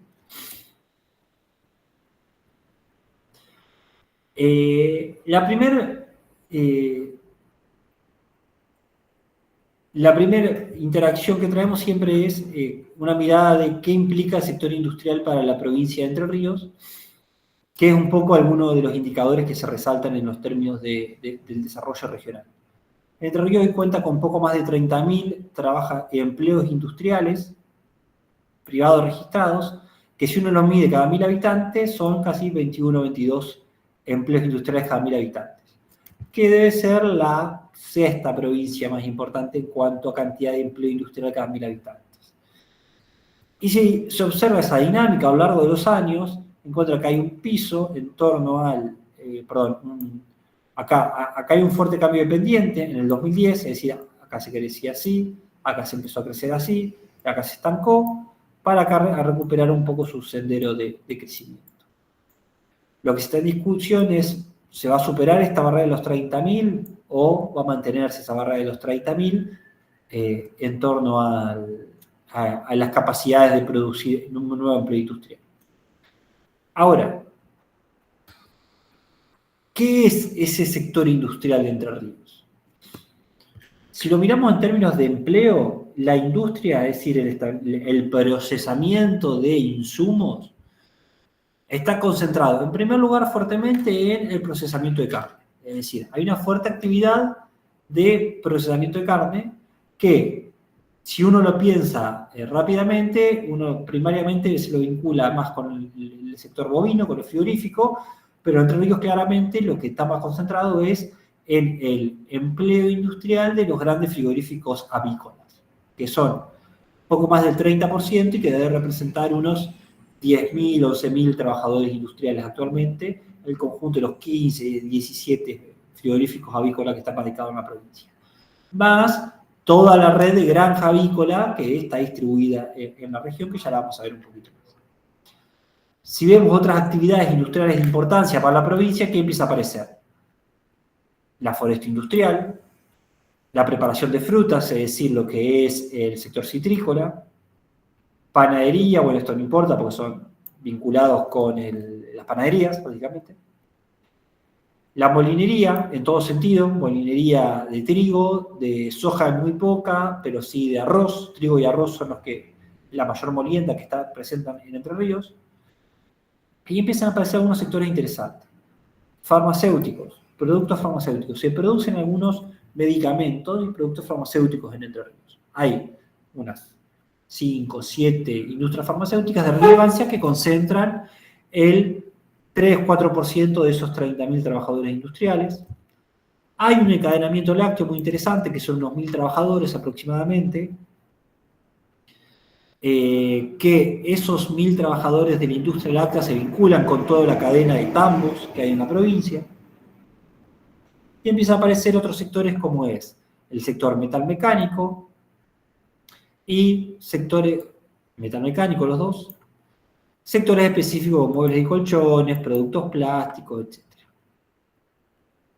Ahora, cuando uno lo empieza a ver específicamente a respecto de la importancia que tienen para otras localidades, y calcula el índice de ventajas comparativas reveladas, que básicamente es la importancia que tienen para Entre Ríos respecto a la importancia que tienen para Argentina, identifica varios sectores como las alimentarias vinculadas con la carne y la molienda, ¿sí? Carne y molienda, la foresta industrial como la más importante, en los términos de esa importancia relativa, y la metalmecánica vinculada con vehículos automotores, tanques y depósitos metálicos, parte y pieza de carpinterías, y otros más, ¿no? Entonces, ahí tenemos una primera aproximación que es, bueno, ¿cuáles son las actividades industriales, productivas que están fuertes en Entre Ríos? Una mirada un poquito más regional es este mapa de Entre Ríos que tiene ¿cómo sería? Manchas de calor, por decirlo así, según cómo está radicado el empleo. El empleo en general, el empleo total de la provincia, ¿dónde está concentrado? ¿Qué es lo que aparece a priori? Es fuertes manchas de calor donde lo que tenemos son grandes ciudades, que lo lógico, donde más personas hay, más empleo hay. Entonces, tenemos Paraná y sus alrededores, ¿sí? Como un circuito económico, ¿sí? que tiene Crespo, Villa Libertador San Martín, Diamante, todo el cordón crespense, paranaense. Tenemos una cadena, y en este cordón ¿qué encuentra? Si bien hay actividades alimentarias, hay una diversificación de las actividades productivas vinculadas con la molienda, con industrias químicas y biomédicas y con actividad avícola. Si uno ve más bien esta zona, vinculada con Victoria, Nogoyá, Tala, podría llegar a Gualeguay, pero ahí ya al borde, empieza a encontrar una cadena más bien donde se resalta la actividad láctea y la actividad de molienda. Cuando ya nos vamos hacia esta zona un poquito más gris, por decirlo de alguna forma, que tenemos Gualeguaychú, tenemos Concepción, tenemos Colón, ¿qué empieza a aparecer? Principalmente las industrias avícolas y la industria metalmecánica. Ahí gana mucha fuerza esas actividades productivas.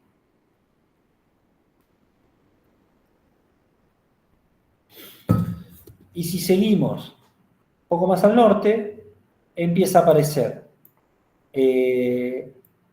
la actividad arrocera, la actividad citrícola y la actividad foresto-industrial.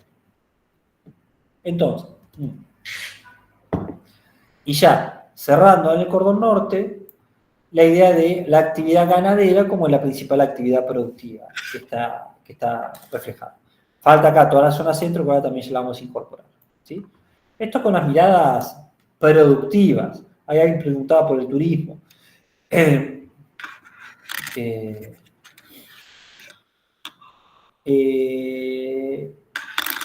A ver, perdón, hay que pensar en otra cosa. La actividad turística sí es muy importante, cada vez se la está incorporando más, sobre todo en lo que es el circuito de Colón y sus alrededores, Gualeguaychú también. Acá hay una zona turística de gran relevancia para Entre Ríos, vinculada con también toda la zona de termas y la explotación de termas acá. Es también una gran estrategia y un gran encadenamiento económico, por ahí se escapa un poco cuando uno trata de verlo en los términos de otras actividades económicas, porque no se manifiesta siempre de la misma forma, ¿no? Es difícil tener un indicador de un indicador de actividades turísticas, ¿sí? Son más bien actividades que uno podría decir más informales. Informal en los términos de la capacidad de verla, ¿sí? Aquí hay otro mapa que hicieron unos colegas en los términos de también otra regionalización para Entre Ríos, en donde resaltan toda esta zona agrícola-ganadera, esta zona ganadero-agrícola,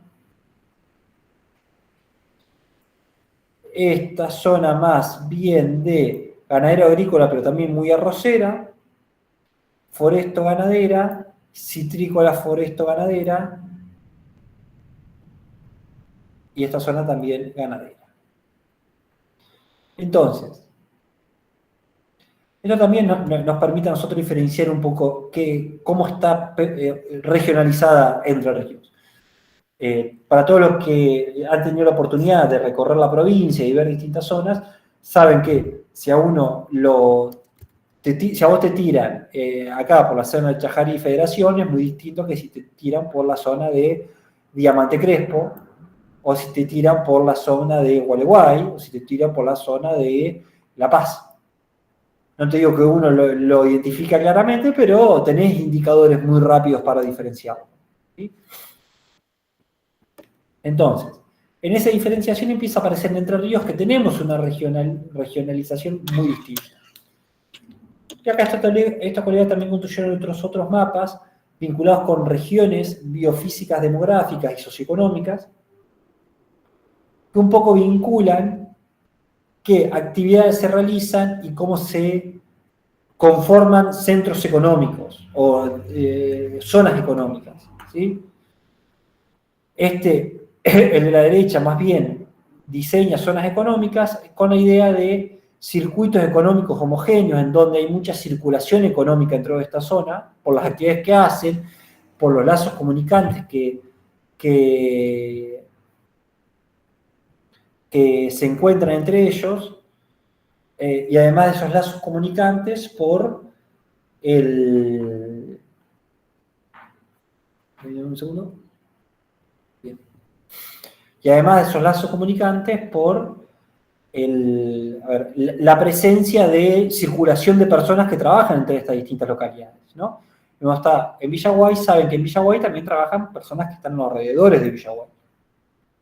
Gualeguay tiene un fuerte vínculo económico con toda su región.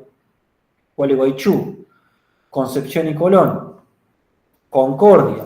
Saben que ahí hay un territorio, un núcleo económico de relevancia, también con Chajarí, Federación y el sur de Corrientes, y también La Paz, Feliciano, Federal, como un círculo con cierta homogeneidad y circulación económica de relevancia. ¿Sí? Entonces, acá tenemos una primera lógica, estructuración, identificación de actividades que pueden estar de común entre Ríos. Ya entendemos, bueno, Entre Ríos entonces, no solamente una división política, sino que también podemos empezar a pensar, bueno, cómo se divide económicamente.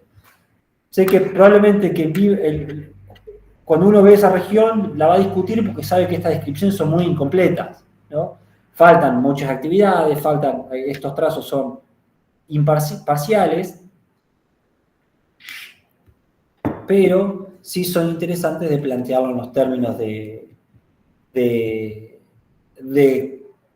cómo podemos pensar Entre Ríos en cada una de esas regiones en su zonificación económica. ¿Sí? Otro mapa, además, con densidad industrial, para pensar, bueno, qué departamentos tienen más presencia industrial, qué departamentos tienen menos presencia industrial respecto de sus poblaciones. Y esto en términos de qué tan importante es la industria en estas áreas económicas locales, lo llama el Ministerio de Trabajo de Nación, y acá armamos el indicador empleo industrial a cada 1000 habitantes, que básicamente lo que hace es, toma una localidad y no considera solo la localidad, sino también a su círculo económico inmediato. Entonces fíjense que no están todas las localidades de Entre Ríos, sino que están algunas que son consideradas como de circulación económica de referencia. Y ahí empieza a aparecer, por ejemplo, la incidencia que tiene la industria en cada una de esas localidades. Fíjense cuáles son las localidades que tienen mayor incidencia industrial en Entre Ríos.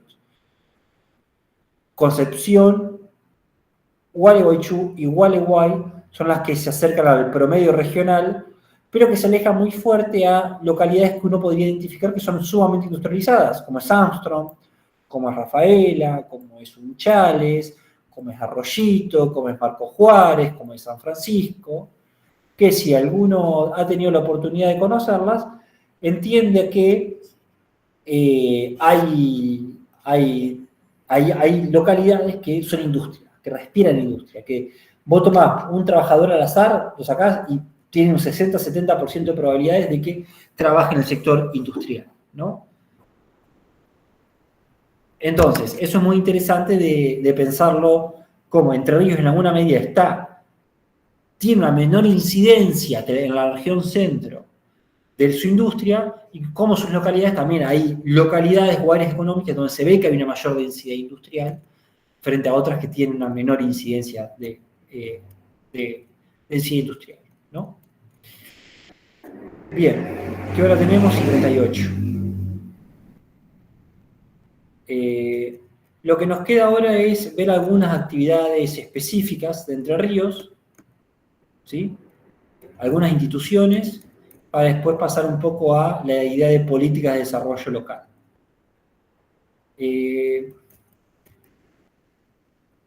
Dado que les di de corrido todo, me gustaría medio... En todo caso podemos hacer una presentación leve de algunas dos actividades y vamos cerrando para que no me odien tanto y no se vayan con una tan mala imagen del profesor vino a hablar 2 horas y no nos leyó ni las preguntas que le escribimos.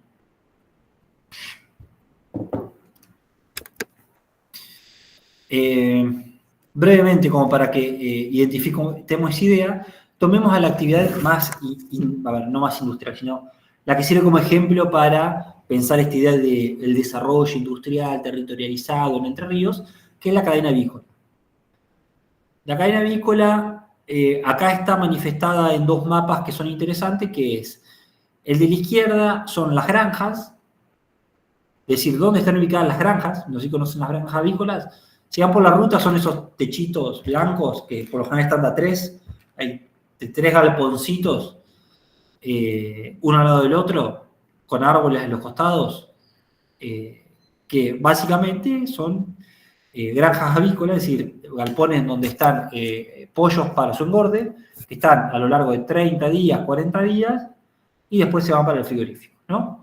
La lógica de las granjas avícolas en Entre Ríos representan, como decía, 9.000 trabajadores industriales en las plantas, ¿sí? En los frigoríficos. En esos 21 frigoríficos, plantas de faena, mejor dicho, porque algunos frigoríficos tienen más de una planta, que representan una lógica productiva interesante en la medida en que la cadena avícola, a ver, más allá de que es muy importante para la provincia, como digo, representan 10.000 puestos de trabajo en una provincia donde trabajan 500.000 personas, es importante, ¿no? Entonces, ahí lo que nos permite a nosotros pensar es cómo articula un proceso de desarrollo local, regional, territorial,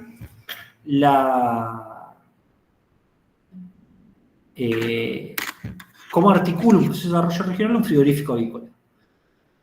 No sé si alguno conoce más o menos la dinámica del sector, básicamente la lógica de la producción avícola es, a ver, ¿cómo funciona, por ejemplo, el sector bovino, la producción de vaca, por decirlo así, de carne vacuna? El productor ganadero va a comprar ganado o lo hace reproducir, eso va generando cada vez que haya más cabezas, en algún momento lo vende a los frigoríficos y los frigoríficos continúan la producción a partir de ahí en más. La granja avícola, el proceso productivo es mucho más corto, engordar un pollo no es lo mismo que engordar una vaca, mucho más rápido, y es un volumen mayor, y es una coordinación mayor que está comandada o gobernada desde los frigoríficos. ¿Qué quiere decir esto? El frigorífico avícola firma contratos con granjeros, con granjas avícolas, que a veces le financia el que se pongan galpones o el granjero ya tiene el galpón y lo que hace es firma un contrato mediante el cual el frigorífico le garantiza que le ponen los pollitos bebés recién nacidos en su granja, le brinda el alimento, le brinda los insumos necesarios, le brinda el servicio veterinario y todos los otros servicios que requiere, y a los 30 días, 35 días, vuelve al frigorífico y se lleva los pollos ya engordados según el peso que hayan ganado y la cantidad de pollos vivos que queden, ¿no? Y le paga según ese pollo vivo. Que es muy distinto a pensar esta idea del ganadero, del productor ganadero que asume el riesgo total y que va a comprar ganado y lo engorda por su cuenta y gestiona todo. Entonces, si yo digo, bueno, quiero pensar cómo me sirve a mí, cómo se desarrolla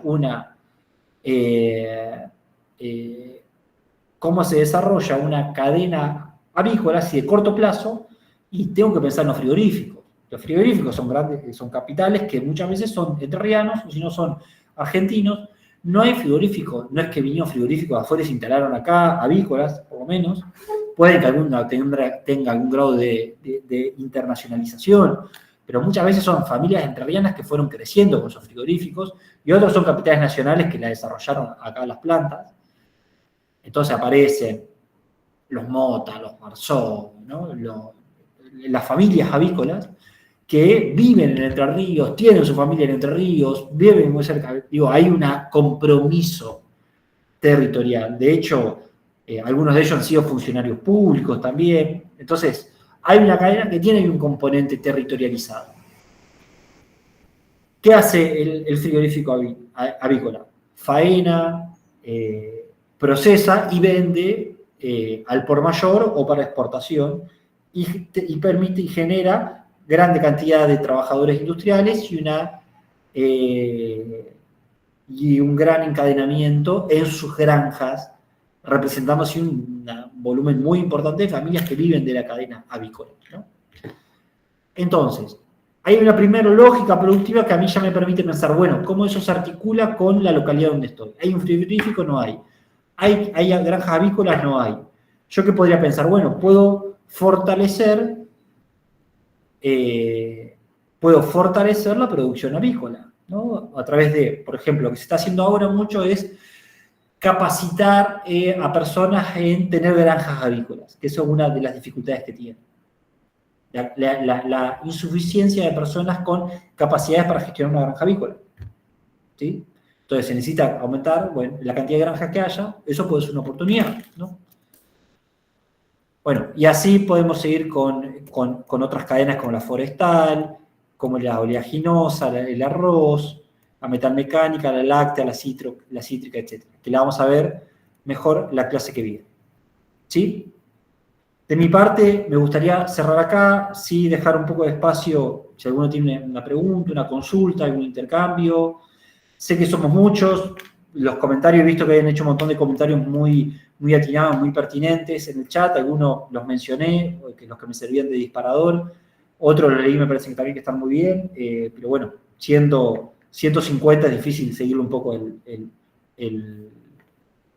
la dinámica, ¿sí? Así que, bueno, de mi parte hasta acá llegaría la exposición de hoy. La idea del martes que viene va a ser retomar estos encadenamientos de entrerrianos para después meternos en el debate de la política de desarrollo local específicamente, ¿sí? Me hubiese gustado avanzar un poquito más en los desarrollos de los sectores entrerrianos, pero bueno, no llegué a ver todo eso en profundidad. En la bibliografía le dejé un artículo que habla de los sistemas territoriales de acumulación de Entre Ríos y dos informes, uno muy reciente y otro que también es bastante reciente, que describen uno describe la provincia de Entre Ríos y sus sectores productivos más general, y otro que tiene un primer capítulo que describe Entre Ríos en general y después se mete con tres cadenas en particulares, la avícola, la porcina y la metalmecánica, como para mirar en profundidad a todo eso, ¿no?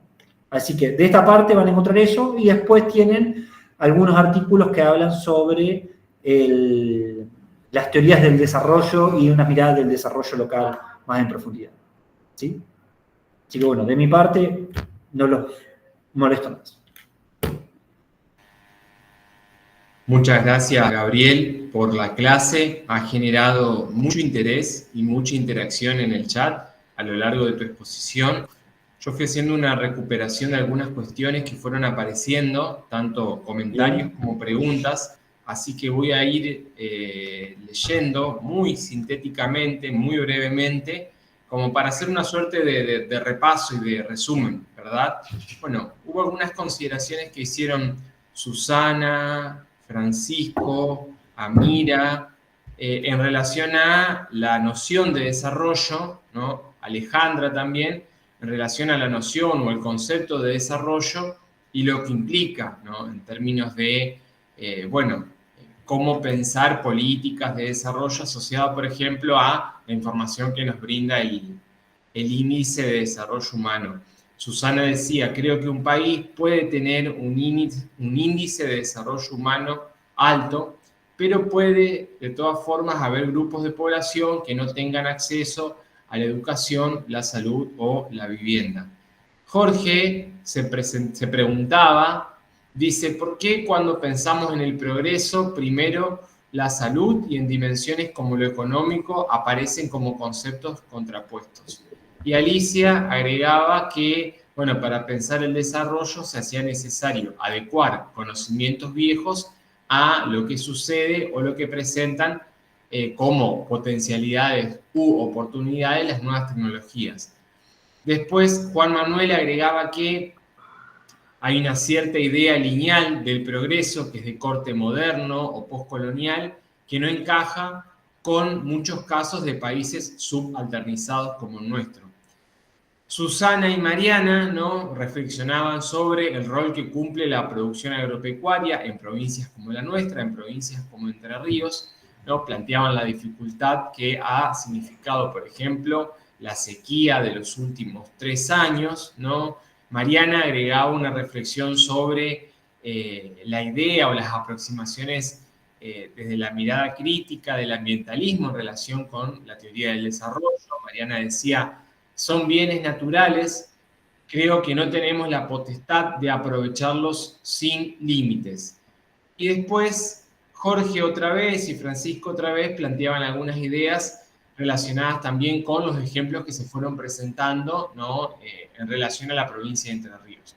Jorge decía, celebro lo del desarrollo local. La política es demasiado importante para dejarla en manos de los políticos.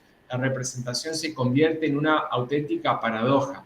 Al estar representados, muchas veces también estamos ausentes y otros terminan decidiendo por nosotros. Francisco decía que Aranguren es fuerte en actividad agrícola y ganadera, principalmente en acopio y almacenamiento de granos y oleaginosas, poniendo un ejemplo, digamos, a algunas de las cadenas que se mencionaron en la clase de hoy. Mariana preguntaba por el turismo. Su pregunta era, ¿qué pasa con turismo y cultura? ¿No se calculan como actividades productivas? Y en esa misma línea, Amira preguntaba por la actividad agrícola y por la actividad vinculada con el turismo. Y además Roberto decía que es revelador que en una provincia como Entre Ríos, la industria ligada a la pesca no figure en el mapa. Bueno, algunas de las cuestiones que fueron apareciendo a lo largo de la clase, ¿no? Te dejo, Gabriel, si querés ahora recuperar alguna cuestión para comentar o contestar alguna de las preguntas. Bien, bien. Primero, muy interesante, la verdad que me encanta cuando un grupo tan activo y sé que por ahí, siendo tanto y de forma virtual un poquito difícil tener una interacción, está bueno, Maxi, que haga esta recuperación, pero veo que soy un grupo muy inquieto y también muy curioso, así que me encanta eso. Vamos por ahí para rescatar algunas cosas.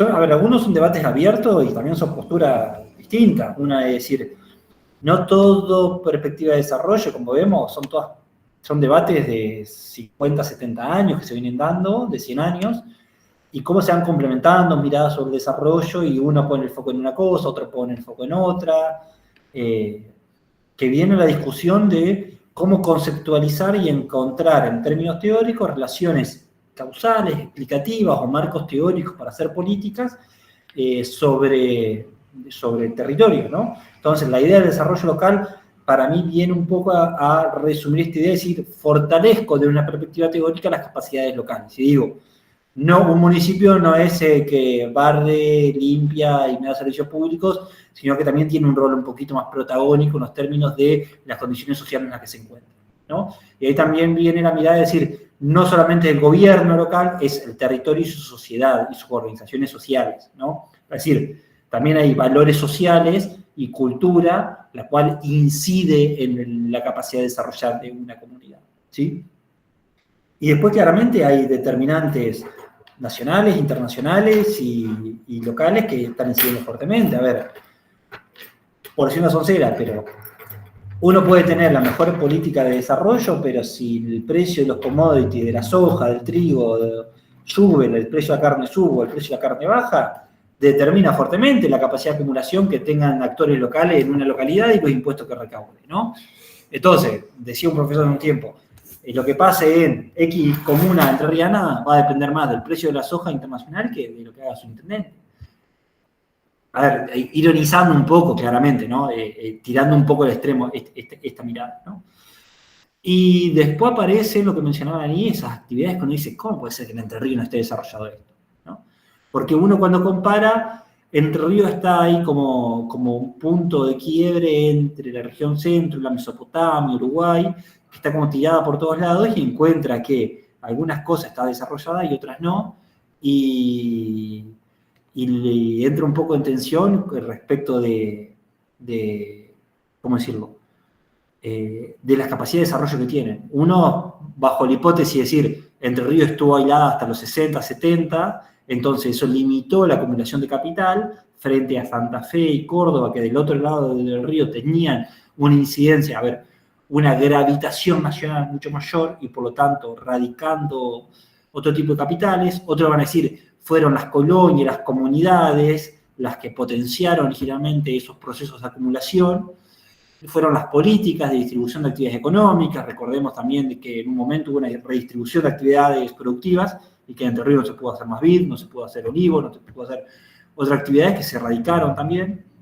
Y bueno, viene un poco eso, y ahí viene también de la mano esta idea de la pesca como actividad que no está desarrollada en la provincia y otras actividades que también podrían estar explotadas, y una de esas es el turismo, es decir, tienen tantos atractivos como podrían fortalecerse, y que viene después en debate a políticas de infraestructura y de oportunidades que se puedan desarrollar en un montón de ámbitos, ¿no? Que creo que vamos a debatirla también un poquito más y voy a tratar de fortalecer esa mirada para el martes que viene.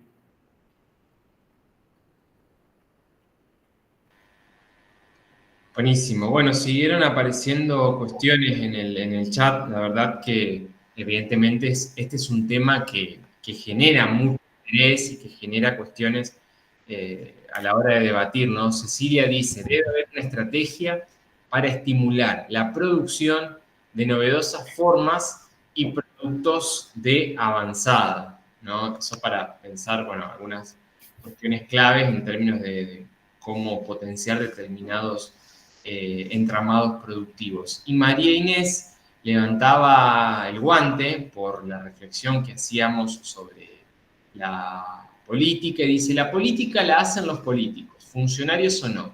Los funcionarios serían profesionales.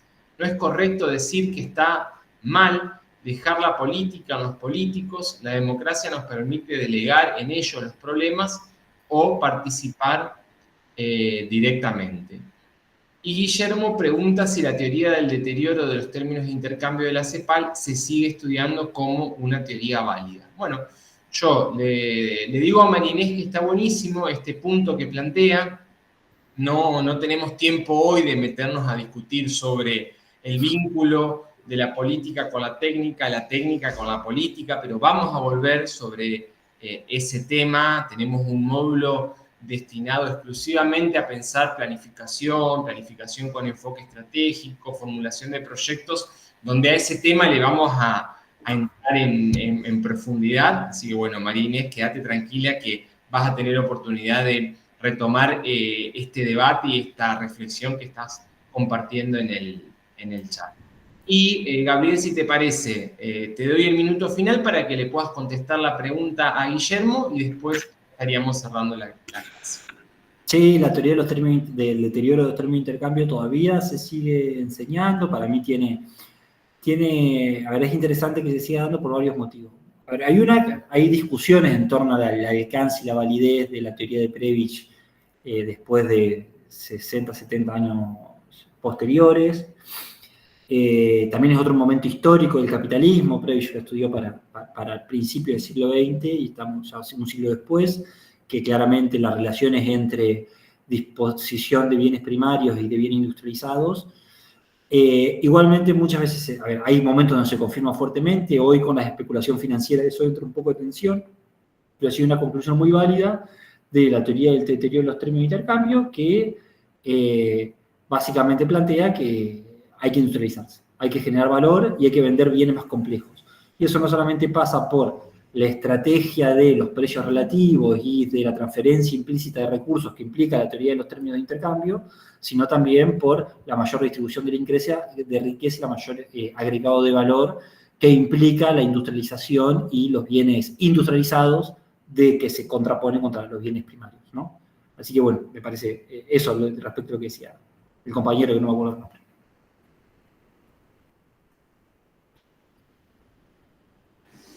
Buenísimo. Guillermo es quien había planteado ahí está buscando la pregunta. Sí. Y sí, es válida, yo entiendo, a ver, me falta preguntar si era válida. Sí, es válida todavía. Buenísimo. Bien. Bueno. Muy bien, entonces estamos llegando al punto final de esta primera clase del módulo 3. Le agradecemos mucho a Gabriel por haber traído un tema y un desarrollo tan interesante que, como decíamos recién, ha generado repercusión muy positiva y mucha interacción de parte de ustedes. La propuesta es que, a partir de la consigna que fue planteada en el momento inicial de la clase de hoy, ustedes van a trabajar en la tutoría del próximo día jueves. De todas formas, le vamos a anticipar el material también en el aula virtual para que puedan ir pensando la secuencia y la dinámica de la actividad. Pero sepan, digamos, que a partir de todo el desarrollo de este módulo va a haber una vinculación muy cercana, muy imbrincada entre lo que veamos en la clase de los martes y el trabajo más colaborativo, más participativo en el espacio de las tutorías de los jueves, donde cada tutor, cada tutora va a ir no solo haciéndoles un acompañamiento en términos metodológicos o pedagógicos, sino también buscando que puedan ordenar el trabajo. Y es importante también que se puedan ordenar y que puedan, digamos, darle el seguimiento a lo largo de cada semana, porque después del producto de un poco las 4 clases y las 4 tutorías van a obtener el resultado o el trabajo final de acreditación del módulo 3. Entonces, eso también creo que les sirve tenerlo presente para poder instrumentarlo de esa forma. Cerramos entonces la clase del día de hoy. Muchas gracias a todos y a todas por la presencia y por la participación. Seguimos en contacto a través del aula virtual. Nos vemos el jueves en las tutorías y con Gabriel y con Fernando nos volvemos a encontrar el martes en el mismo horario en la clase como cada semana. Muchas gracias. Chao. Perfecto, Maxi.